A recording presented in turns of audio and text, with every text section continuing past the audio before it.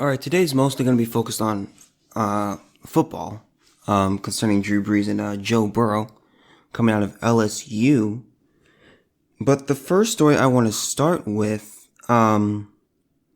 it's in a way it's comical, in a way it's not. You guys can decide for yourself. But it has to do with it has it has to do. Okay, if you don't know what Roots is, it's based. Well, first of all, Roots is originally a book. Roots is originally a book. It is a. It's kind of. It was written by Alex Haley, and he says that it is a true story. However, there's been no proof that it's a true story. So I will go on the safe side, and I will call it historical fiction. Because he tried proving this story. This was way back. The first series didn't come out till 1977. But anyway, I'll just call it historically fictitious story. And it's good. It's a good read. It's a good book. Very challenging to get through, which is a good way to grow. But anyway, this is from ABC. This is from ABC News. This is according to police. There was a man who forced a woman to watch Roots for racism lessons. Court records say an Iowa man made a woman watch the miniseries Roots and told her it would make her better understand her racism. An Iowa man is accused of forcing a woman to watch the 9-hour miniseries Roots. I thought it was like 8 hours, but nine actually might be more accurate. Threatening her and telling her the episodic drama would make her better understand her racism.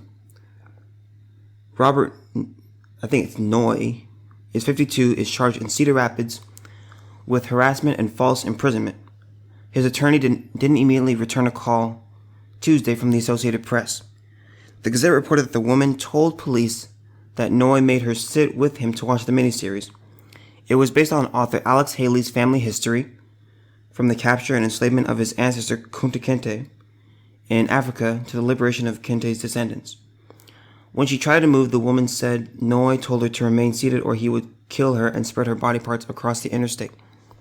Okay, so that's why I say it's kind of funny, kind of not, because that's a serious thing to say to someone.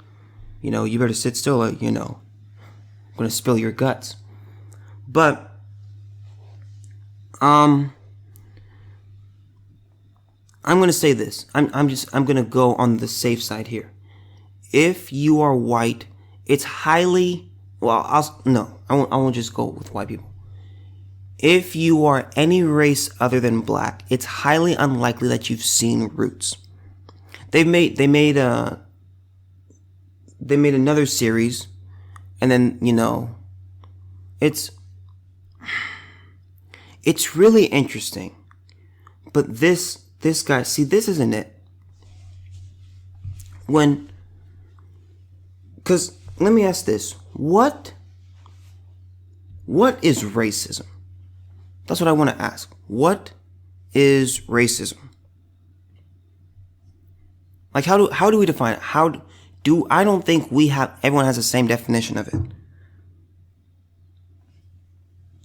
Because if we did, I think we would be able to see through each other's eyes better when we talk about racism.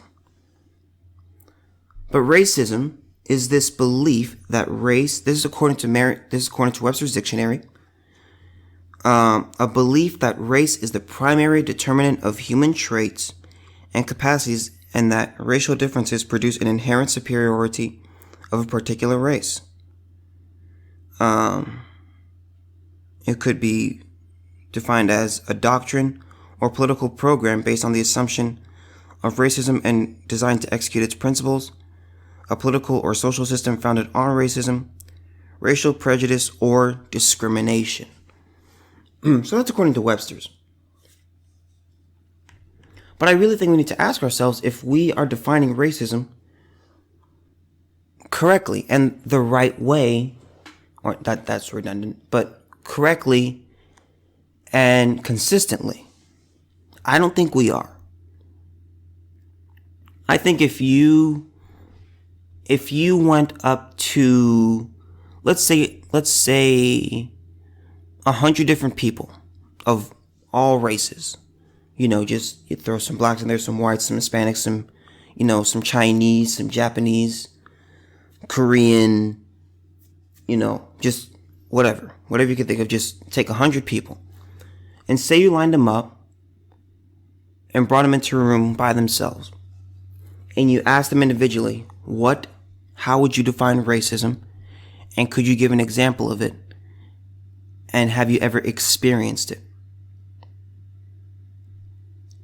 I think I told you guys this, but I once had a discussion with a friend of mine, and we were talking, and he said that we were talking about somehow we got to the topic of race, and he said that it wasn't possible to be racist to a white person.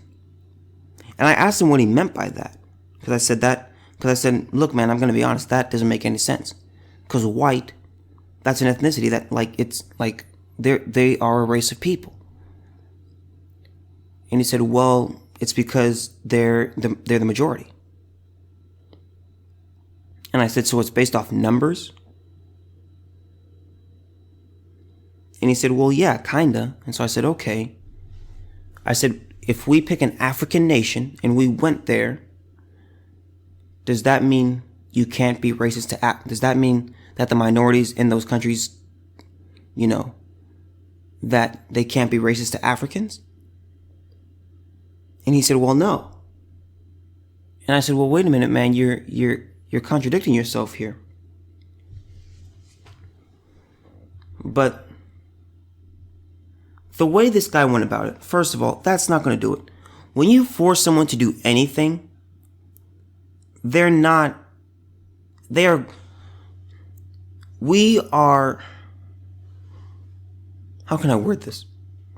We are wired to want to do our own way. We want to do our own thing. And when we feel like we are in a position to where we are forced against our will to do something that we do not want to do, we find a way to resist. When parents tell their children to do something and the children don't want to do it, the children may slam their door. They may, people just find a way to resist. It's like that car that gets behind you and they're tailgating you. What do? You slow down because you want to feel some sense of control and force the other person to go around. We all want to do our own thing. So the way this guy went about it, it's like, okay, dude, this just makes her angry. It makes her bitter and resentful. I don't want to sit and watch anything for 9 hours. I don't care what it is. I don't care I love documentaries and I love stuff on history and I love sports, but I'm not going to sit and watch anything for 9 hours. That's not going to happen. That's just not going to happen. But, it's just amazing to me, man. It's amazing to me how he thought that this was a good idea. I mean, he wanted her to better understand her racism. And I think racism is in the eye of the beholder. It's in the eye of the beholder. I may think something is racist. You may think something else is not racist. So it's all based off perception. And I think that's one thing that we are not understanding collectively as a society. But how do we... let me say this. I don't think racism is ever going to completely disappear. I don't think that's ever going to happen. Do I believe racism exists? I do. Do I believe that there are racist people out there? I do. Do I think most people are racist? I don't. I think most people couldn't care less. Now, when it comes to dating and stuff like that, people have their preferences. I wouldn't call that racism. I prefer white girls. That's just me. You guys probably figured that out within like 5 episodes of this podcast, just by the way I talk and the things I talk about. But that doesn't mean that I'm racist towards black, Indian, Chinese, Japanese. That's not what that means. But anyway, I do think it exists, and I don't think it can ever be completely gotten rid of. I don't think that's possible. Now, do I think that racism is at a historic low? I do. I think what's amazing about the society that we live in today is that we're so connected in so many ways. Social media, TV, traveling. You can go to almost any country. We have people from all over the world just traveling to all these different places. I think racism is at a historic low, and I think it's only going to fall. I really do.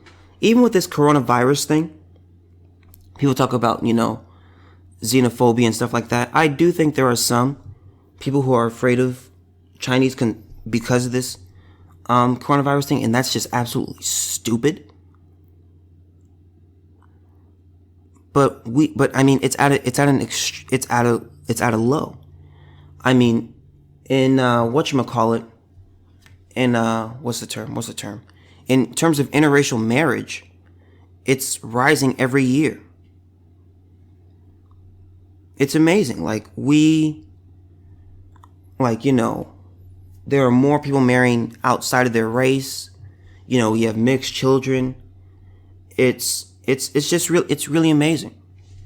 And what I can't stand these people. I shouldn't say that. I can't stand the mindset that some people can take where they think that everyone and everything is racist just because something doesn't go their way. Here's the thing. Your mindset is such a powerful thing. Your paradigm is extraordinarily powerful. The way you see things, that is your view of reality. That's how you see things, and that's how you interpret the world. If you think everyone's just out to get you and everyone's just out to take advantage of you, that will be your perception. That's going to be your reality. You'll think everyone's trying to come at you and just take advantage of you, and everyone's just selfish and stuff like that. That will be your mindset. And that's not a good mindset to have. If you think everyone is just racist and, ignorant and stuff like that, and xenophobic and sexist, if that's your mindset, you're going to see that in every situation. And that's not a good mindset to have.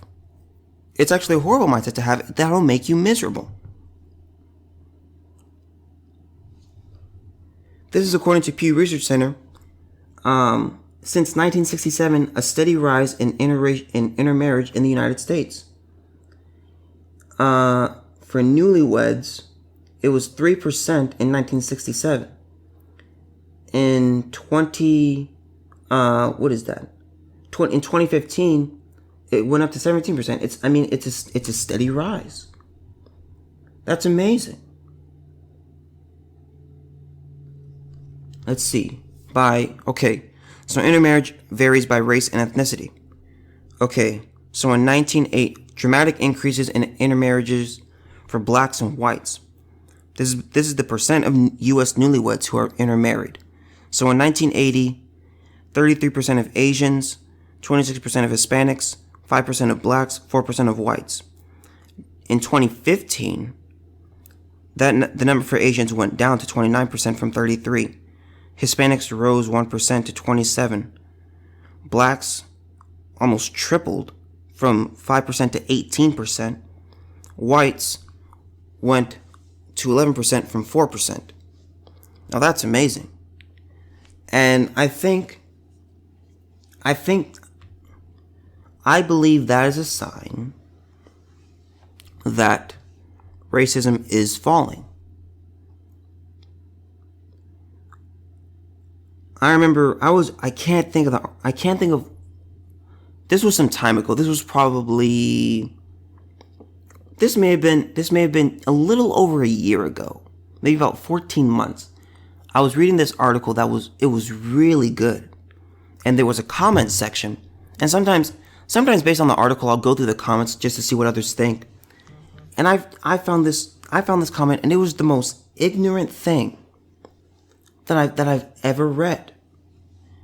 And it was so, I was like, this person is miserable. This must be the most miserable person in America. This person, let me say this. The article was about how it talked about interracial marriage, and it talked about education with concerning minorities. And it was really good. It was probably like a 10-minute read. It took some time, but it was very good. And it really made you think. But there was this one comment, and this person, they just went off.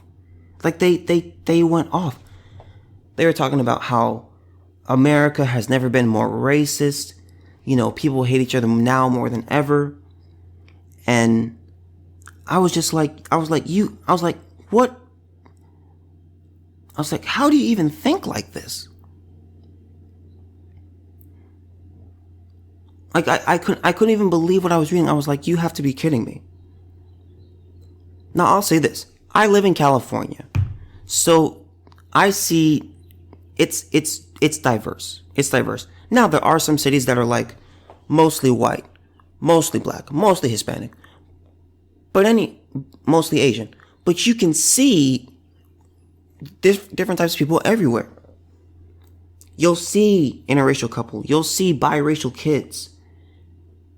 You'll see co-workers working together that are of different races.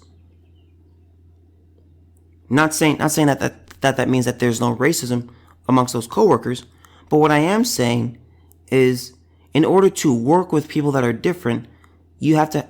There used to be a time where no matter what the money was, there would be people of certain races that would refuse to work with other people from other races, no matter how good the money was.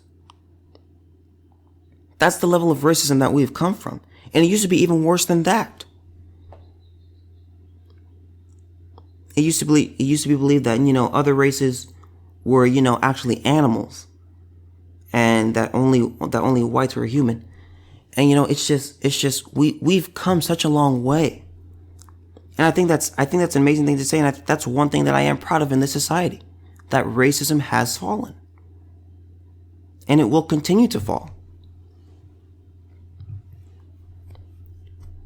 There's no such thing as being 100% anything. No one is 100%, especially in America.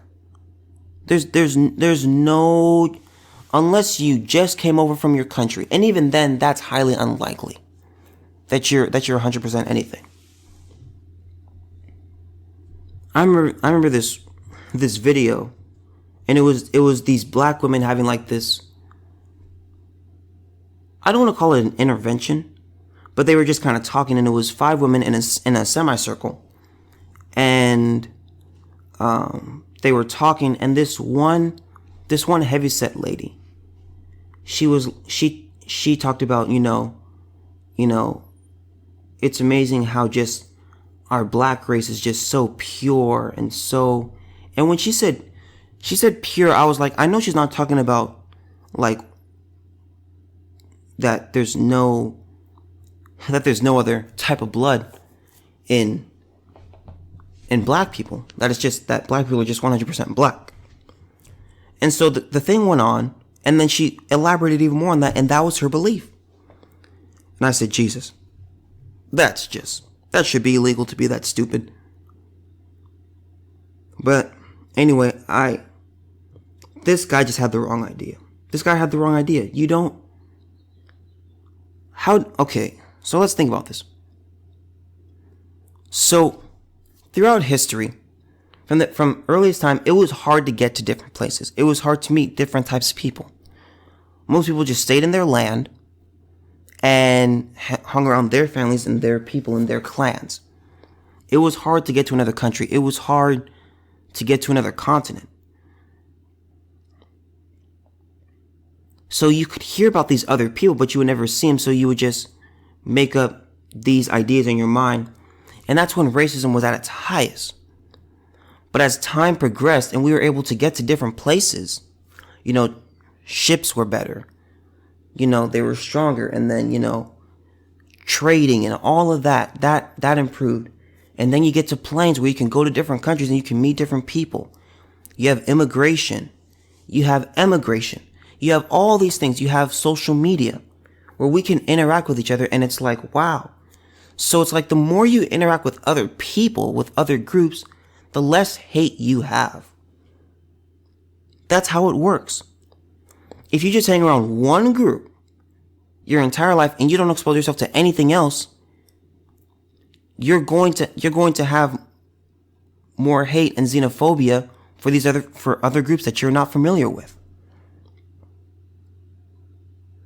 There was a I think it's from Pew Research. I had to find it, but they said pretty much they came to the conclusion that the more experience, no, it was concerning religion. It said the more you know about a certain person's religion, the more you know, here it is, the more you know about a religion, the less hate you will have for those people who follow that religion. So let's take Christians, because that's the majority in this country. Okay. If, let's say, Christians knew nothing about Islam at all, their hate would be at the peak. Their level of dislike would be at pretty much an all-time high.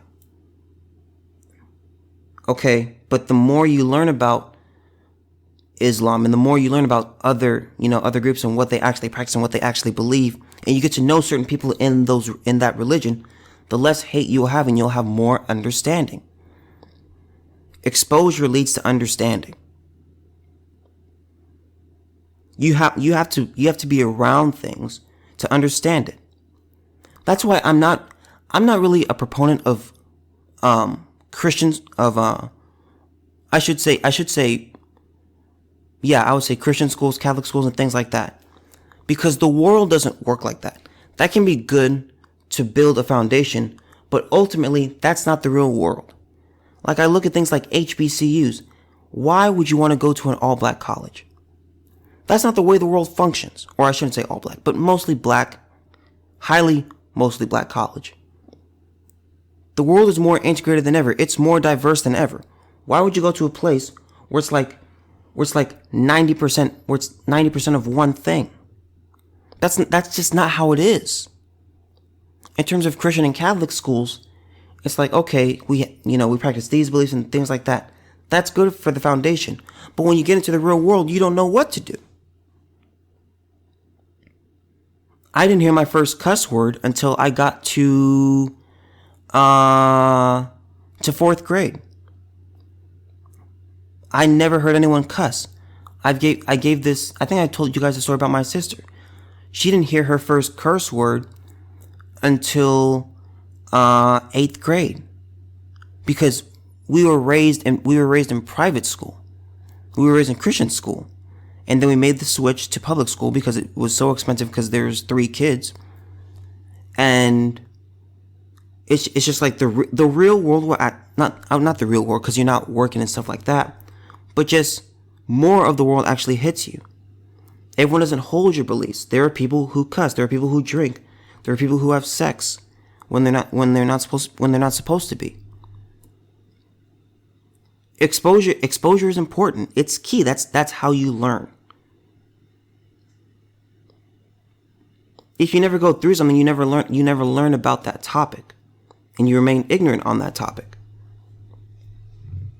These things are wonderful. How we're just becoming more we're becoming more and more familiar with, each other in other things. That's the key. That's how you take away hate.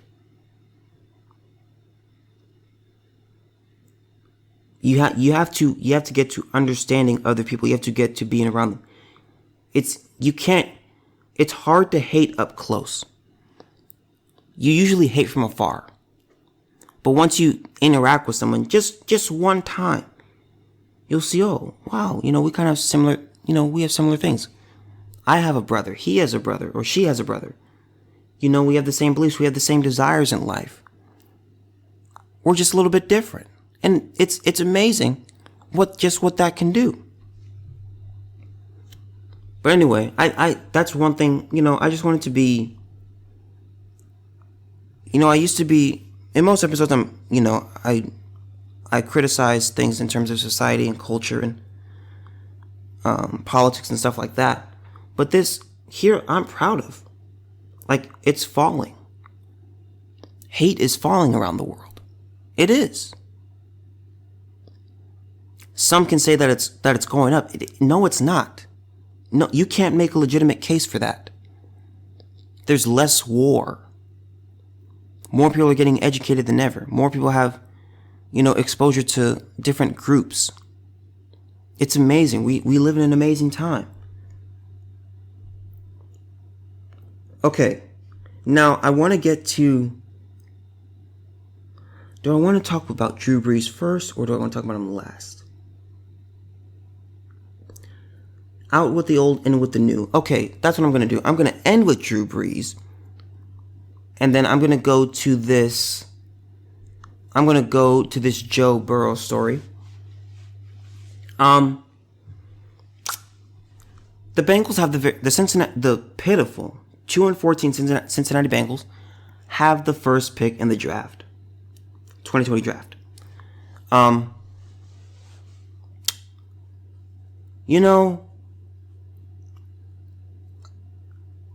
Let me say this. Joe Burrow, I want to say, is 23 or 24. I think he's 23. I think he's 20. I'm going to go with, I think he's 23. I'm pretty confident in that. So he's not a kid. He's not a kid. Do I like him? Do I like Joe Burrow? I do, but I'm going to say this. The Bengals will ruin him. And according to this article, Joe Burrow says that the Bengals have the number 1 draft pick, but he has leverage. Here's the way I look at it.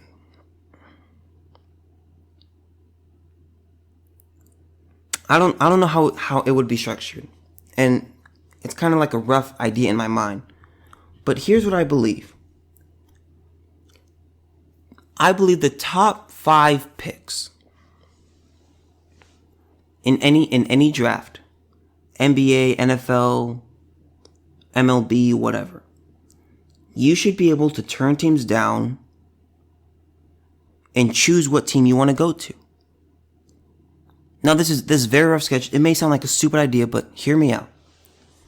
I believe a player should have the right to look at an organization and say, you don't deserve my skills. You don't deserve my work.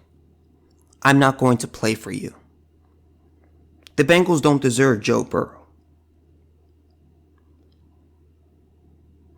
They were 2-14 last year. 2-14.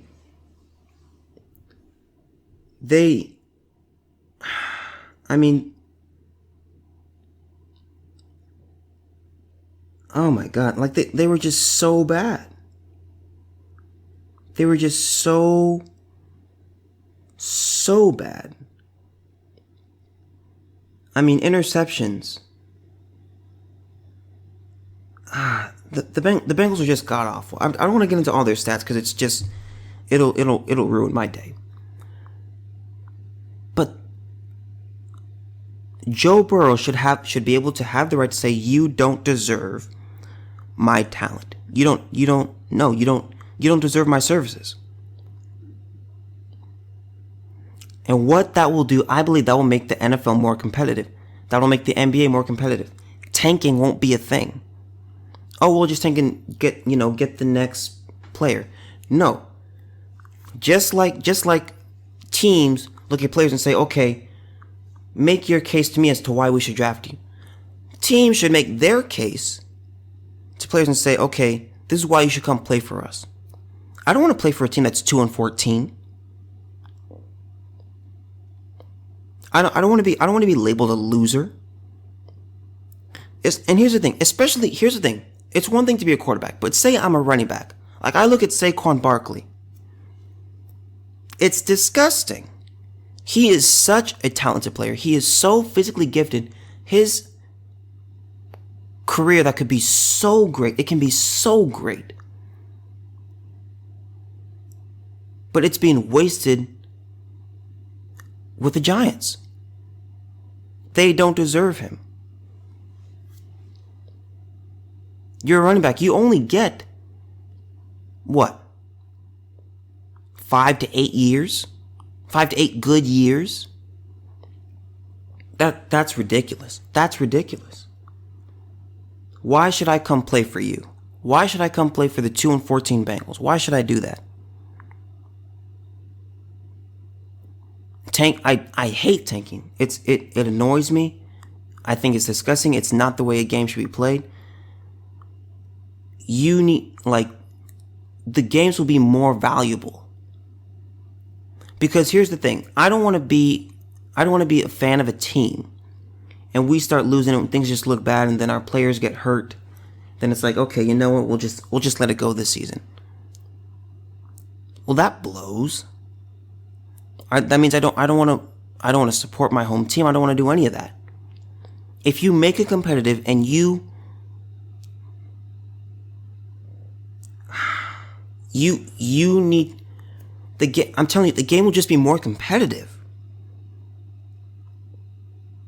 To just let the worst teams get their first choice, you think that's going to fix them? Let's be honest with ourselves. Throughout history, has that worked? Just knowing sports, and I'm not the most knowledgeable person in sports. There's people way, way smarter than me in terms of this stuff. But when you give the worst team the first pick, or a high pick, how much does that really help them? It usually doesn't help them that much. One player can't fix it.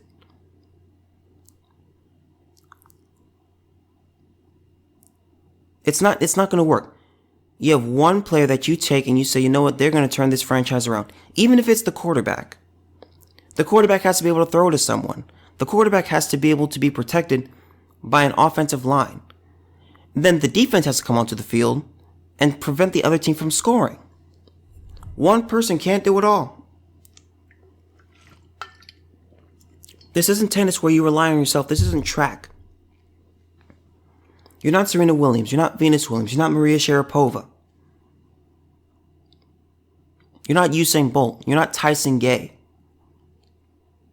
You're not Justin Gatlin. These aren't solo sports. You're not Rory McIlroy. These aren't solo sports. It's a team game.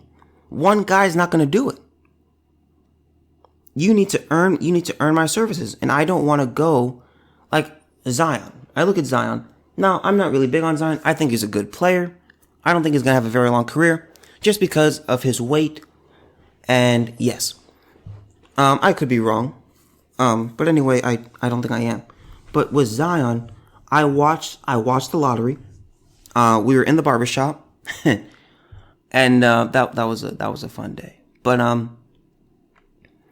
him going to the Pelicans, it's like, well, that sucks. Who wants to be in New Orleans to play basketball? It's just, I felt bad for him. Was he gonna be a multi-millionaire instantly? Oh yeah. So in that area, I didn't feel bad for him.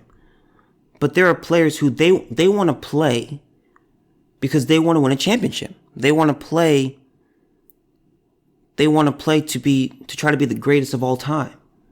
or one of the greats in a sport. That's hard to do when I'm on a horrible team. Joe Burrow, culture matters, and I don't think that's being talked about enough. Culture seriously matters.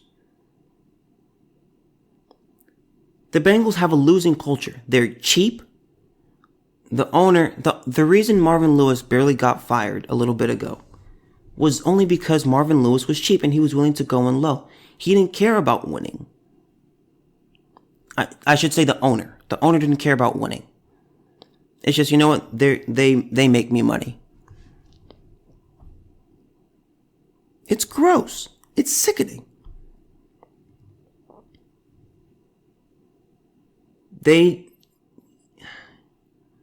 I hate mediocrity, and you just stay at the same place for a long time. You'll have ups and downs. That's life. You will have ups and downs. That cannot be avoided. I don't care who you are. If you say you've never had a low point, you're either lying to yourself or you I would say just keep on living. But that's what this is. Joe Burrow's not going to fix Cincinnati. Cincinnati has a culture problem. The Browns have a culture problem.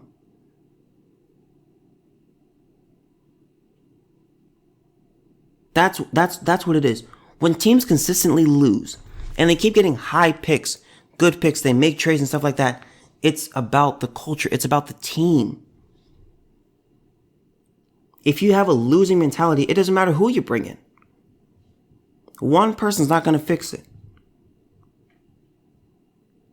It's not one person working for themselves. That's not how it works. It's a team effort. The culture has to change. Joe Burrow's not going to do anything there. He's not. I mean, they're going to ruin him. Here are the running backs. Well, let me go by quarterbacks. So if you don't know, Joe Burrow is a quarterback. Andy Dalton, Jake Dolegala, Ryan Finley. Running backs, Giovanni Bernard, Joe Mixon, Travion Williams. Okay. Receivers, Tyler Boyd, Alex Erickson, Trenton Irwin, DeMarcus Lodge, Stanley Morgan, John Ross III, who's fast, but doesn't really have hands. Damian Willis. They've got to, I'm going to say this. I'll say this. Let me cut the Bengals just a little bit of slack. Just a little bit of slack. Most of them are young guys. I'm looking at this offense. They're young. Here's their experience. Andy Dalton, 10 years. Jake Dolegala, 2 years. Ryan Finley, 2 years. Giovanni Bernard, 8 years. Joe Mixon, 4 years. Travion Williams, 2 years. Tyler Boyd, 5 years. Alex Erickson, 5 years. Trenton Irwin, 1 year. DeMarcus Lodge, 1 year. Stanley Morgan, 2 years. John Ross III, 4 years. Damian Willis, 2 years. Moritz Boringer, 1 year. Seathan Carter, 4 years. Tyler Eifert, 8 years. Jordan Franks, 2 years. Mason Schreck, 3 years. It goes on and on. You have 2 people with 10 years experience. You have one with 9 years experience. And then you have one with 8 years experience. Everyone else is fairly young. You got some 6 years in there, but these are some young cats. So I will cut the Bengals a little bit there. But I'm going to tell you something, man. They just have a losing culture. Joe Burrow's he's not the answer. He's not. Now, is he an upgrade from Andy Dalton? Maybe. I mean, we don't know. People say yes, but it's you don't know until someone actually starts playing. In terms of height, Joe Burrow's 2 inches taller. He weighs 216. I don't know how much, what's his face? Andy Dalton. Andy Dalton's 220. So you drop 4 pounds but gain 2 inches with Joe Burrow. You have Jake Dolegala, who's 6'7", 242. Look, I'm just gonna say this, man. It doesn't matter what the Bengals do. They have a losing culture. They don't care about winning. You have an owner who doesn't care. There's a thing called the trickle-down effect. There's a theory called the trickle-down theory. The head matters. The mindset, the paradigm that you have at the very top, that trickles down. If you have an A-level mentality, you will probably get A-level results. And if you're not, you will do whatever it takes to get A-level results. If you're just C-level, if you have a C-level mentality, you're going to get C-level results. That's how life works. And it goes from the top down in business, sports. If the top is thinking, you know what, we can't win, it don't matter. If the leader says, you know what, we can't do it, you're not going to do it and you're going to fail.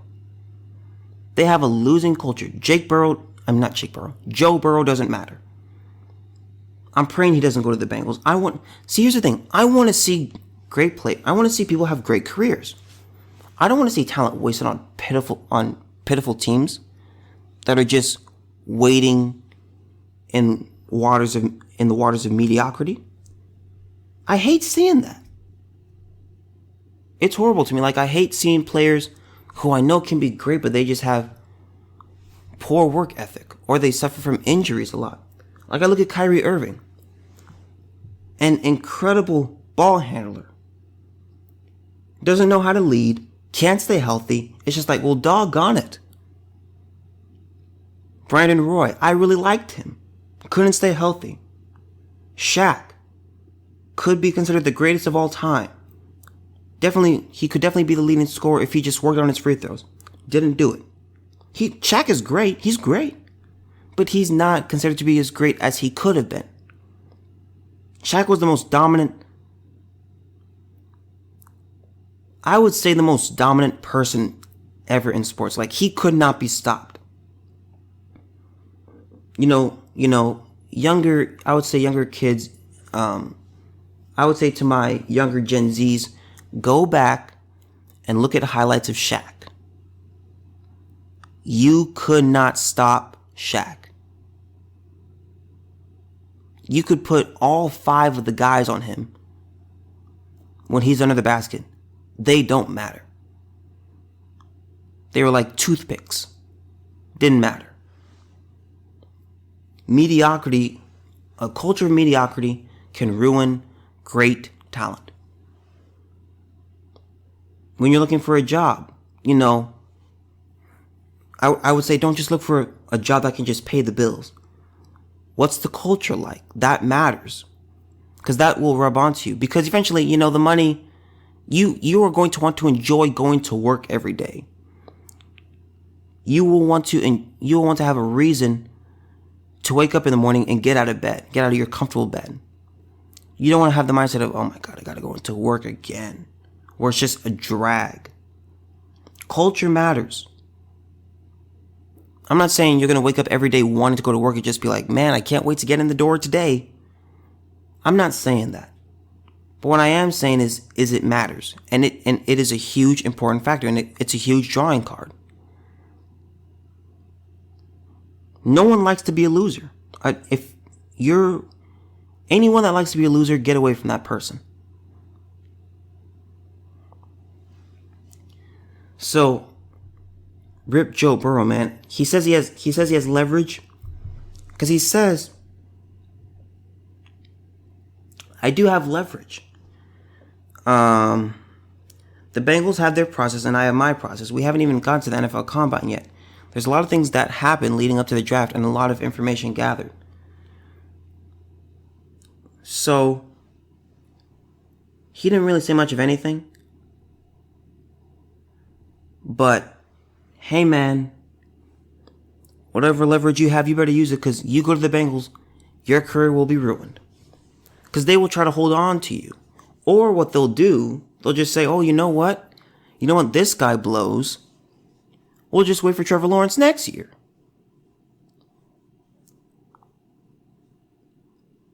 You don't want that if you're Joe Burrow.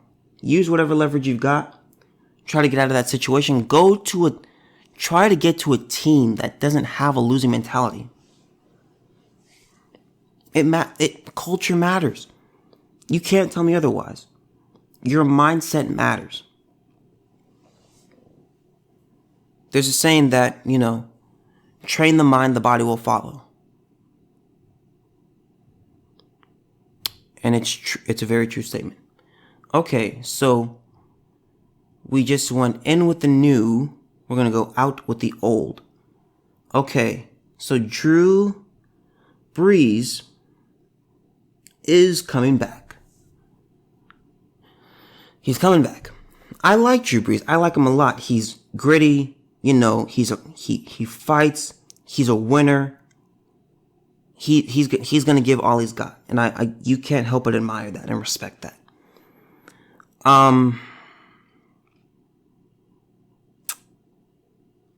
Now, I don't think the Saints are gonna do anything. The Chiefs are the high favorite to win it again, which makes sense. There's a lot of things that we don't know. We don't know what's going to happen. We don't know who's going to win. But I'll say this about Drew Brees. He's never going to win another Super Bowl. Not as the starting quarterback of a team. Love Drew Brees. But this is his 20th season. This is going to be his 20th season. He just finished his 19th. He's going to make another run for it, but he's not going to win another Super Bowl as the starting QB for any team. I don't care what team it is. That's where he's at in his career. He's now 41. Turned 41 in January.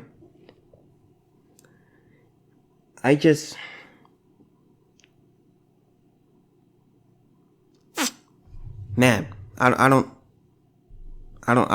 know. Here's my thing. I don't like telling people when to retire. I don't like telling people what to do with their money. But I'm gonna say this.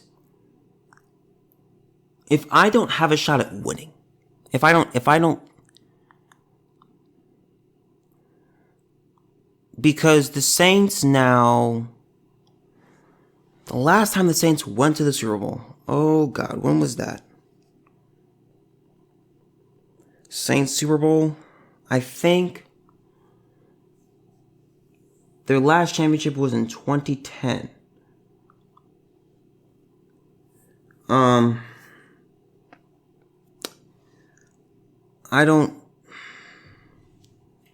They played the Colts.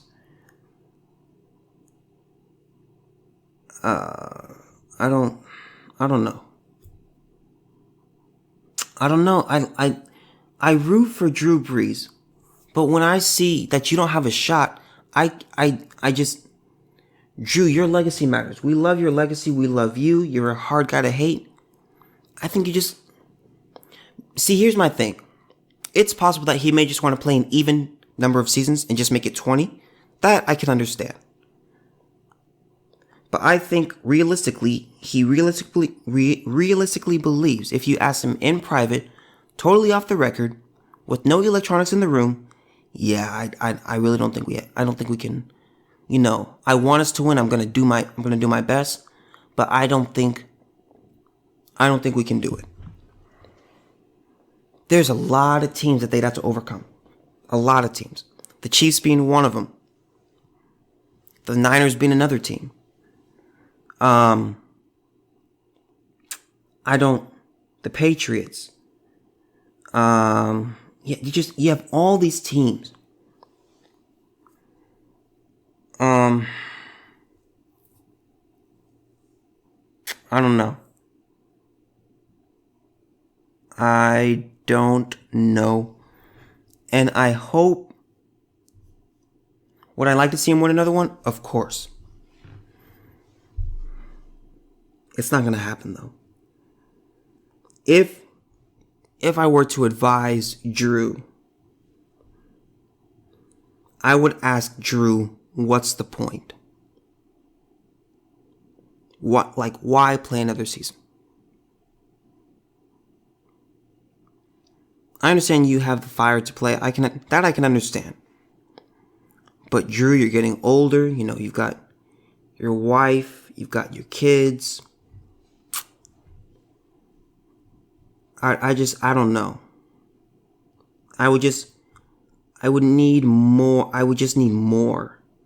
The Saints aren't close. I don't think the Saints are close.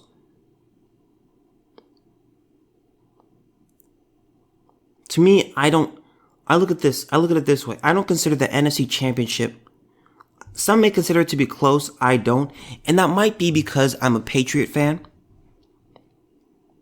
And I'm used to being in the Super Bowl. That I can understand. But going to the NFC Championship, I don't think you're close. I don't see it.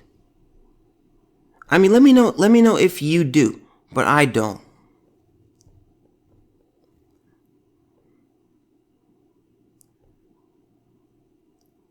I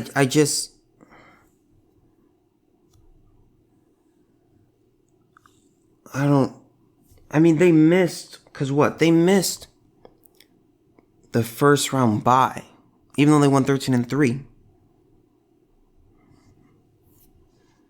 I can't. I don't know. I can't do it. 13-3. These are the last. I'm going backwards. 13-3, 13-3, 11-5, 7-9, 7-9, 7-9, 11-5, 7-9, 13-3, 11-5, 13-3, 8-8, 7-9, 10-6, 3-13, 8-8, 8-8, 9-7, 7-9, 10-6. That's the year 2000 where they went 10-6.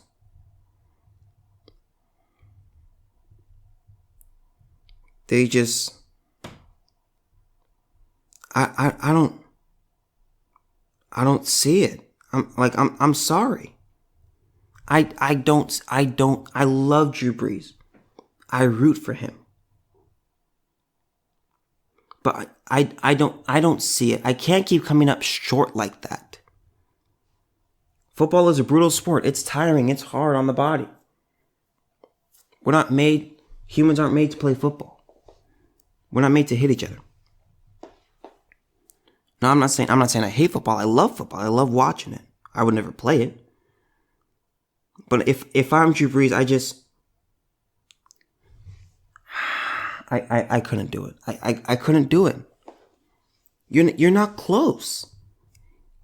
You keep getting robbed, and some could argue that they were getting robbed. Some could say that they're not. No. Now, I will give them this. They finished first the last 3 seasons. I'll give them that.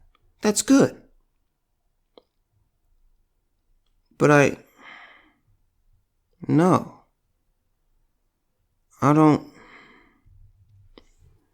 I can't do it if I'm Drew Brees. I know I was pretty repetitive on this, but in my mind, I was going back and forth, saying, would I do it? Would I not do it?